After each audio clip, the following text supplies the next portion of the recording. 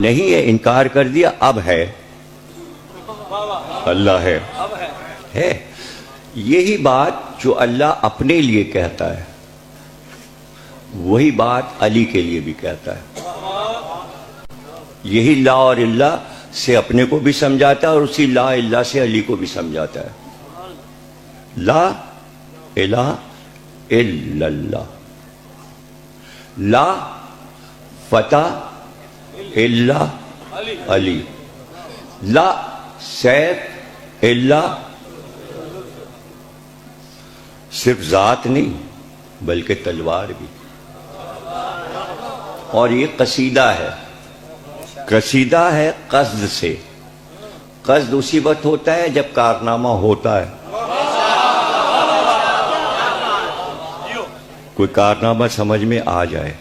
بدر ہو چکی تھی، احد ہوئی، چونکہ علی کر چکے تھے حفاظت اور تلوار چلاتے جا رہے تھے اور تنہا ناکے کے گرد طواف کرتے جا رہے تھے اور کافروں سے سرکار کو بچاتے جا رہے تھے. تلوار ٹوٹ گئی، اتنا لڑے کہ تلوار ٹوٹ گئی.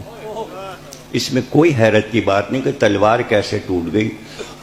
ٹوٹ جاتی، جج تو اپنا قلم ہی توڑ دیتا ہے فیصلہ لکھ کے. تلوار ٹوٹ گئی،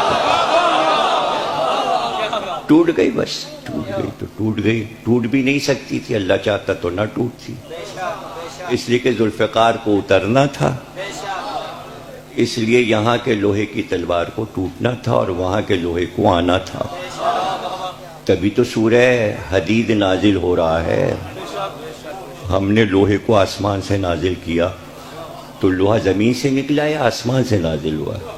یہ لوہا زمین سے نکلا ہے لیکن ذوالفقار آسمان سے آئی. اور کوئی کہے کہ وہاں کوئی کیا بڑی فیکٹری لگی ہوئی تھی لوہے کی، آئرن فیکٹری تھی، کیا تھا، اسٹیل مل لگی ہوئی تھی، کیا تھا جو وہاں تلوار بن کے وہاں سے آ گئی. نہیں، وہ مہر نبوت وہیں سے بن کے آئی تھی. جس فیکٹری میں مہر نبوت بنی تھی اسی میں ذوالفقار بھی آئی.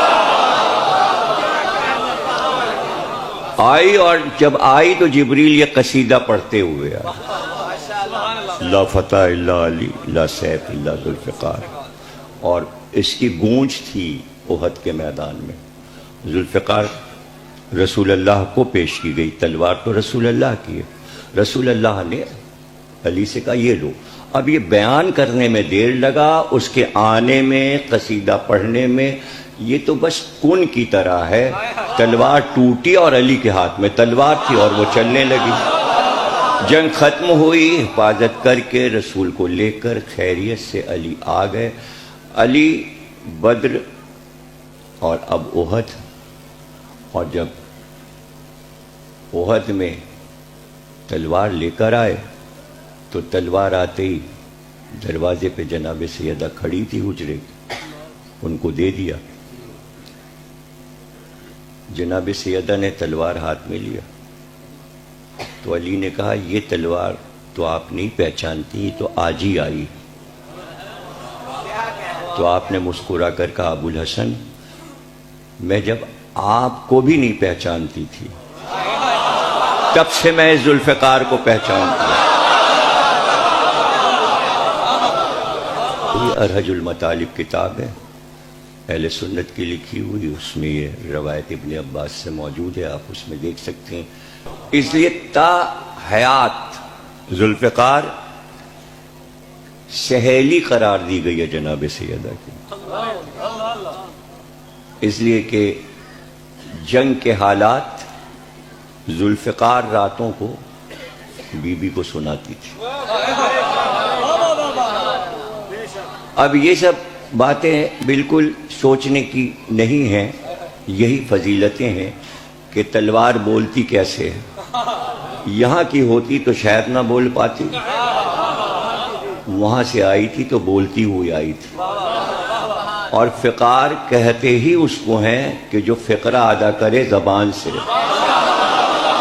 فقرے کی جمع ہے فقار، اور یہ ایک نہیں دو زبانیں رکھتی ہے، جبھی تو ہے یہ. بولتی تھی، باتیں کرتی تھی. بی بی کو ہر جنگ پوری پوری سناتی تھی، اور پھر بی بی نے بچوں کو وہ جنگ سنائی. بچوں کو سنائی تو حضرت زینب کو بھی وہ جنگیں یاد تھیں. حضرت زینب نے علی اکبر کو بھی سنائیں، قاسم کو بھی سنائیں، اور اول محمد کو بھی سنائیں. گویا فضیلتوں کا ایک سلسلہ ہے عصمت کے سلسلے میں، کہ جو علی کی فضیلتوں کو ایک دوسرے سے بیان کیا جا رہا ہے معصوم زبانوں سے، اور ہم تک اس طرح یہ سلسلہ پہنچا ہے. تو ذوالفقار کا وجود سیب کی درخت سے. اب یہ روایت کتابوں میں موجود.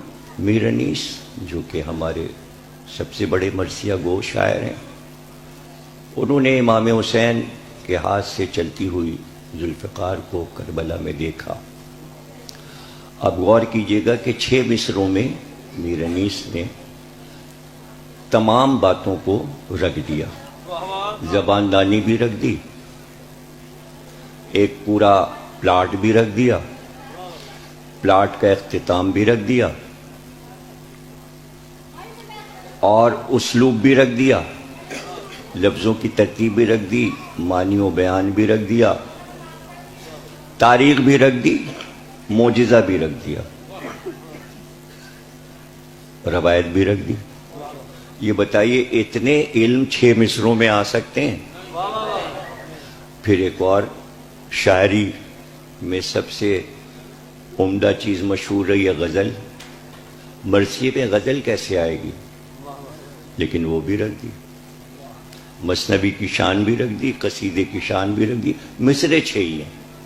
تلوار اب ذوالفقار حسین کے ہاتھ میں، چلا رہے ہیں حسین، اور انیس دیکھ رہے ہیں.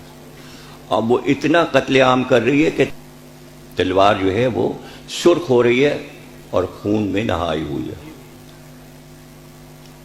اب علم ہوتی ہے، اٹھتی ہے تو دور سے نظر آتی ہے.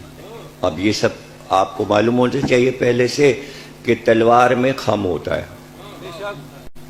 چاند پہلی تاریخ کا جیسے ہوتا ہے ہلال، اس طرح خم ہوتا ہے. تو جب خم ہوگا تو آگے کی طرف سے تلوار جھکی ہوئی ہوگی، یعنی جو اس کا سر ہے وہ جھکا ہوا ہے. جب تلوار اٹھے گی تو یوں ایسے جائے گی. تو اب آپ اس صفت کو بھی دیکھ لیجئے کہ تلوار کا سر جھکا ہوا ہے. اب سنیے گا کہ وہ بلند ہوئی تو انیس کہتے ہیں زیبا تھا دم جنگ پریوش اسے کہنا، زیبا تھا دم جنگ پریوش اسے کہنا، معشوق بنی سرخ لباس اس نے جو پہنا. معشوق بنی سرخ لباس اس نے جو پہنا، جوہر تھے کہ پہنے تھی دلہن پھولوں کا گہنا. جوہر تھے کہ پہنے تھی دلہن پھولوں کا گہنا. اب دلہن زیوروں سے اتنی لدی ہوئی ہوتی ہے کہ سر جھکا کے چلتی ہے. وہ دلہن ہی کیا کہ جو سر اٹھا کے چلے. دلہن کی تعریف یہ ہے کہ وہ سر جھکا کے چلتی ہے. جوہر تھے کہ پہنے تھی دلہن پھولوں کا گہنا، اور اس اوج میں وہ سر کو جھکائے ہوئے رہنا. اس اوج میں یعنی بلندی میں، اس اوج میں وہ سر کو جھکائے ہوئے رہنا. سیبے چمنے خلد کی بوباس تھی پھل میں. دیکھ کا پھل. سیبے چمنے خلد کی بوباس تھی پھل میں، رہتی تھی وہ شبیر سے دولہا کی بغل میں.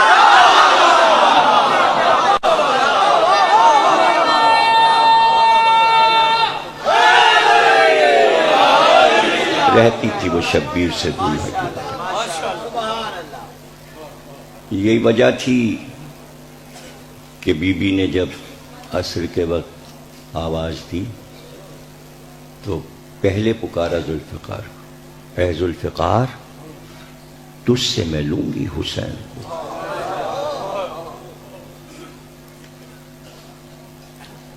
اے دہر بے وفا میرا بچہ ہے بے گناہ، اے دشت نینوا میرا بچہ ہے بے گناہ، اے عرض کربلا میرا بچہ ہے بے گناہ، گھیرا ہے ظالموں نے میرے نور عین کو، اے ذوالفقار تجھ سے میں لوں گی وطن۔